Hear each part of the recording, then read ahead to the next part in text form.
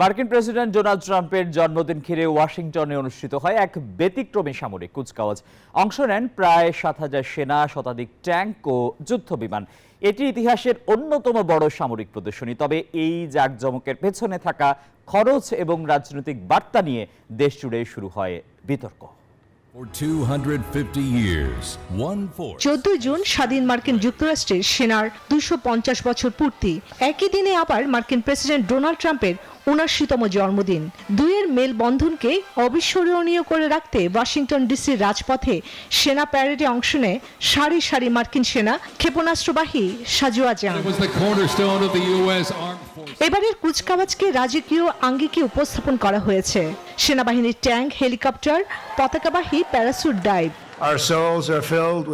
আমরা আপনাদের সম্মান জানাই এবং দেশের প্রতি আপনাদের মহৎ সেবাকে আমরা স্যালুট জানাই। বান্ডেল থাকলে প্রতি সেনমানিতে টাকা বাঁচবে। বিকাশ সেনমানি বান্ডেল কিনে জিতুন প্রতি লেনদেনে। অন্তত 25 থেকে 45 মিলিয়ন ডলারের বাজেটে আয়োজন করা হয়েছে এই আয়োজন। গোল্ডেন নাইটস প্যারাসুট দল ট্রাম্পকে একটি পতাকা উপহার দেয়। ট্রাম্প দীর্ঘদিন ধরেই মার্কিন যুক্তরাষ্ট্রের একটি সামরিক ধাঁচের কুচকাওয়াজ করার ইচ্ছে পোষণ করেছেন।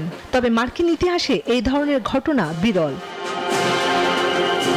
এদিকে ব্যয় এবং রাজনৈতিক উদ্দেশ্য নিয়েও প্রশ্ন উঠেছে।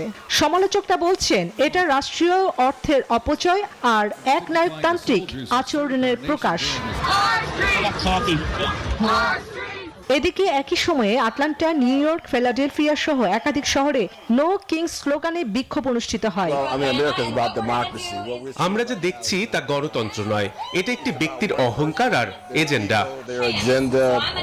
কিছু শহরে নিরাপত্তা জোরদার করতে বেশ কিছু জায়গায় দেখা গেছে জাতীয় গার্ড মোতায়েনের ঘটনা।